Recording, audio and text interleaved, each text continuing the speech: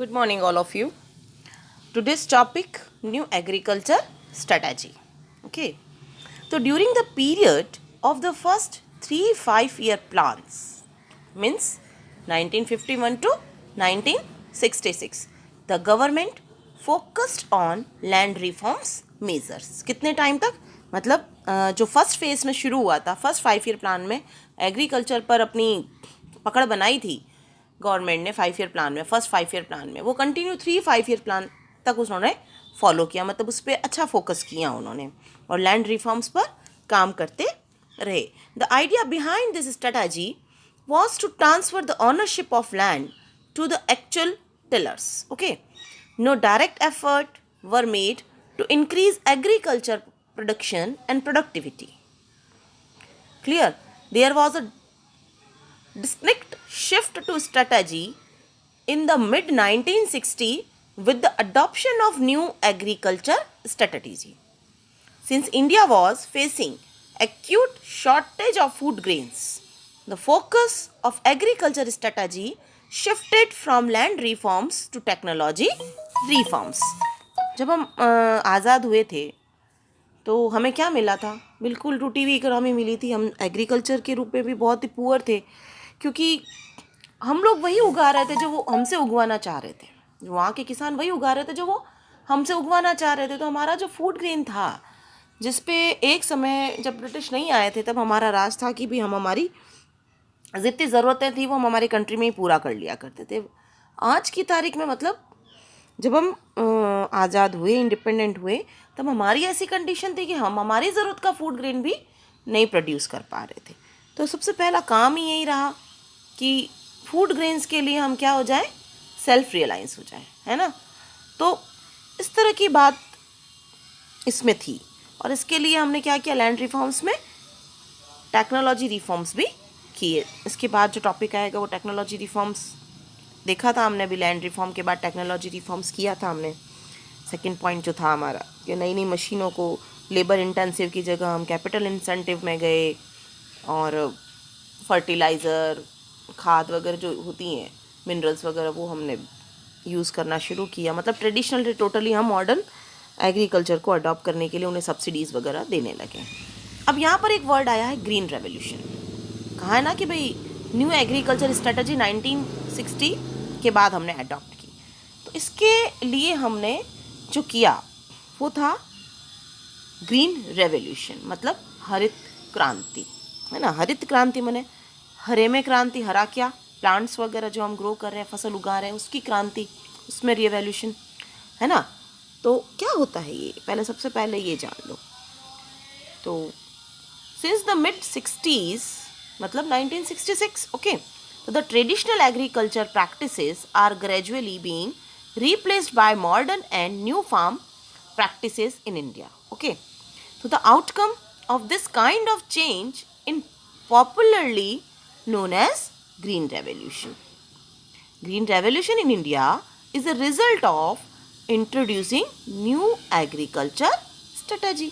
उसी में हमने जो मतलब न्यू टेक्नोलॉजी को हमने अडॉप्ट किया, नई टेक्नोलॉजी ग्रीन रेवोल्यूशन में लाए, या एग्रीकल्चर स्ट्रेटजी जो हमने उस वक्त बनाई उसी को हमने नाम दिया है ग्रीन रेवोल्यूशन. कि उसके तहत ही हमने ये सारी जो फर्टिलाइज़र है, पेस्टिसाइड्स हैं, न्यू ये ट्रैक्टर, थ्रेसर मशीन और ये सारे हमने यूज़ करना शुरू किया था.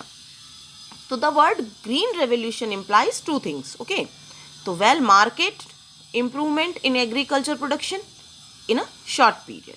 ओके, वेल मार्क्ड मतलब उन्होंने बहुत अच्छा इम्प्रूवमेंट मार्क किया उसके लिए. तो the subsistence of a higher level of agriculture production over a fairly long period of time. तो दोनों टाइम का दे दिया, शॉर्ट पीरियड का और लॉन्ग पीरियड का. Then green revolution implies large increase in agricultural production due to new agriculture strategy. Okay, तो new agriculture strategy was put into practice for the first time in India in a Kharif season of 1966. एक देखो, पहले मैंने रबी के लिए बताई थी आपको, NACP याद है आपको. और ये जो चीज़ है वो किसके लिए है, खरीफ में हुई. सबसे पहले जो ग्रीन रेवोल्यूशन हुआ था वो खरीफ की फसल के लिए हुआ था। खरीफ की फसल कब कटती है पता है ना, दिवाली पे कटती है, ठीक है। तो क्या होगा उसके अंदर, बाजरा वगैरह ये सारा चीज़ें आएगा। तो ये कह रहा है कि खरीफ की फसल के लिए, मतलब सबसे पहले खरीफ की सीज़न में ये काम ली 1966। बहुत इंपॉर्टेंट क्वेश्चन आपके बन रहा है, ग्रीन रेवोल्यूशन का ईयर कौन सा रहा है, 1966। This was termed as high yield variety programmes. HYV के बारे में सबको अच्छे से पता है, 9th में आपने बहुत अच्छे से पढ़ा है। As the basis element of the strategy was the application of high yield variety of seeds. Okay, so the program was introduced. Which program? HYVP. Okay, was introduced in the form of a package program. Since high yield varieties of seeds required regular and adequate irrigation facility. क्योंकि उनको अब पानी चाहिए, अब आप Gamble of monsoon नहीं कर सकते उसको, अब उसको पानी चाहिए, इरिगेशन। तो इरिगेशन सिस्टम को हमें क्या करना होगा, डेवलप करना होगा। तो extensive use of fertilizer, pesticides and insecticides, ठीक है ना, वो इंसेक्ट से बचाने के लिए इंसेक्टिसाइड्स यूज किए थे।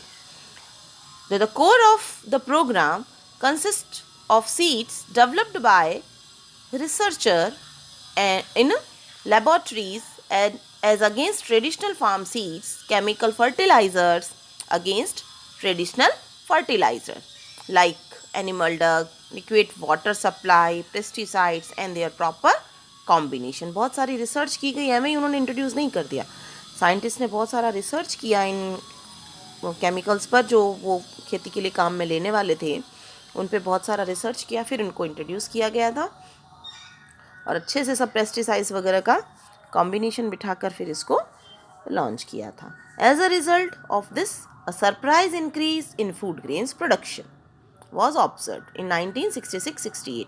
देखिए 66 में हमने अडॉप्ट किया तो 1 साल तो लगेगा ना आपको रिजल्ट मिलने में। तो जब हमने देखा कि 66 में जो स्ट्रेटजी हमने अडॉप्ट की है उसका रिजल्ट बहुत अच्छा रहा है, जब हमारे को 67-68 का फसल मिला तो उसका रिजल्ट बहुत अच्छा रहा। Nearly 25% increase compare to the production of 66-67। मतलब अगर 100 रुपये पहले हो रहे तो अब 125 रुपये का प्रोडक्शन हुआ, मतलब 25% से वो इंक्रीज़ हो गई हमारी प्रोडक्शन। ओके, और उस वक्त जब 66 में ये शुरू हुई थी तो बहुत थोड़े से जो बहुत चुनिंदा स्टेट्स में ये शुरू हुई थी, मतलब पूरे ऑल ओवर वर्ल्ड में इसको शुरू नहीं किया गया था। ऑल ओवर वर्ल्ड में इसको 1980s में शुरू किया गया था, ठीक है ना, जब 1970s में शुरू किया गया। पहले 66 में केवल हरियाणा, पंजाब, ये 2-4 स्टेट ही थे जहाँ पर इसको लाया गया और शुरू किया गया। तो इस वजह से 25% ही था। और 2 क्रॉप्स जो हैं, वीट और राइस, इसके अंदर सबसे पहले से यूज़ किया गया। सबसे पहले मतलब वीट और राइस पर इसका एक्सपेरिमेंट किया गया कि हाँ भाई क्या रिजल्ट्स रहते हैं, ठीक है। तो increase compare to production of year. The economics therefore termed the rapid increase in production as green revolution. Obviously green revolution थे।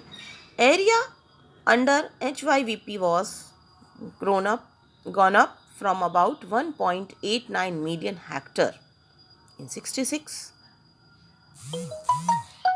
to 78.4 million hectare in 1998-99। मतलब जो एरिया आपका था वो केवल 1.89 मिलियन था, जो आपका 98 तक बढ़कर कितना हो गया है, 78.4 मिलियन हो गया है आपका। इतना आपने मतलब एग्रीकल्चर का एरिया आपने बढ़ा दिया। अब ज़्यादा से ज़्यादा आपका प्रोडक्शन हो रहा है तो सारे ही लोग एग्रीकल्चर की तरफ ही जाने लगे। अब आपसे एक पिक्चर शेयर कर रही हूँ मैं। MS स्वामीनाथन। अब किसी ने तो किया होगा ना, हम ग्रीन रेवोल्यूशन पढ़ रहे हैं, तो था कौन जिसने ये किया, किसने ये इंट्रोड्यूस किया, क्या था, ये सारा भी हमको देखना पड़ेगा। तो वो थे MS Swaminathan, is known as the Indian father of green revolution for his leadership and success in introducing and further developing high yield varieties of wheat in India. तो डॉक्टर ये जो MS स्वामीनाथन थे, उनको पूरा श्रेय जाता है हमारे यहाँ ये न्यू स्ट्रेटजी जो थी ग्रीन रेवोल्यूशन की, उसको लाने का, ठीक है ना। इन्होंने ही किया था। तो ये भी एक इम्पॉर्टेंट क्वेश्चन है और इसके लिए इन्हें नोबेल प्राइज़ भी मिला था तो the credit of revaluation goes to Nobel lecture of Norman Borlaug who developed HYVS in Mexico and adopted by a number of countries. M.S. Swaminathan is regarded as a father of green revolution in India. India के हैं स्वामीनाथन, और बाहर की बात करें तो Norman बोरलॉफ. Okay, पूरे world की बात करें तो वो थे नॉर्मन बोरलॉफ. अब इसके 2 फेसेस थे, मैंने आपको बताया ना, 2 फेस में ये हुई थी. एक तो 1966 में और उसके बाद हुई थी 1970s में. तो हम बात करेंगे 66, मतलब जो ग्रीन रेवोल्यूशन हुआ था वो 2 फेस में हुआ था.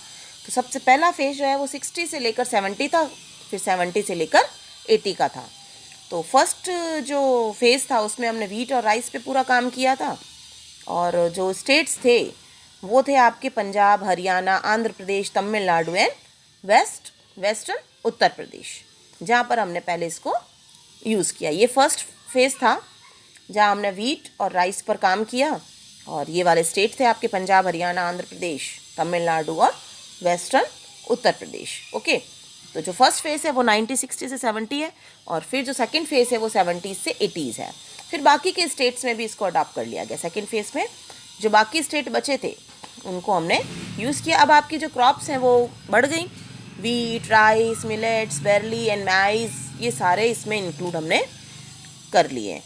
तो इस तरह से ये 2 फेसेस में चला. अब ये देखेंगे फीचर्स ऑफ रिवॉल्यूशन के क्या फीचर्स रहे. तो सबसे पहला फीचर्स रहा है आपका focus on potential reasons. Okay, in the earlier strategy all out efforts were made to devote resources on developed programs throughout the country. This resulted in spreading the resources thinly due to non-availability of complementary resources everywhere. Process could not be made in the new strategy. A conscious decision was made to concentrate all the available resources in only potential regions so that the growth did not suffer from inadequacy and complementary resources. तो उन्होंने focus on potential reasons पर focus किया. ठीक है ना. फिर आपका introduction of modern inputs, वही सारे फर्टिलाइज़र, वाटर, मिरेकल सीड्स, ये सारे आ जाएंगे. वही HY सीड्स को मिरेकल सीड्स के बारे में. तो इसके अंदर भी आपके 4 स्टेप्स उन्होंने काम लिया.